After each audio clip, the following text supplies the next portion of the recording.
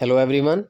In today's video, we will see how to increase followers on Instagram with an app. So let's get started. First, let's navigate to the Instagram app on your smartphone and tap to open it. Here we are on the Instagram homepage.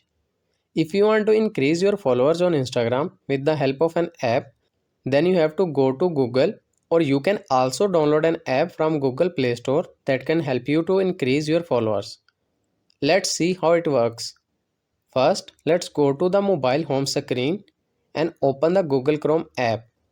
Here, search for fameig.com. This is the website that can help you to increase your followers. Enter username and tap to continue. Here, choose the amount of followers. I will select the second option.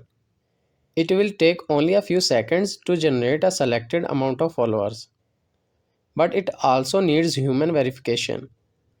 If automatic verification not work, then go to manual.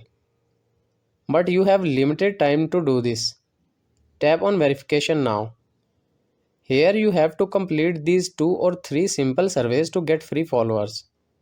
Once you complete these steps, it will automatically increase followers on your profile. So this is how you can increase followers on Instagram with the help of an app. I hope this video is helpful for you. For more information, please subscribe our YouTube channel, and thank you for watching.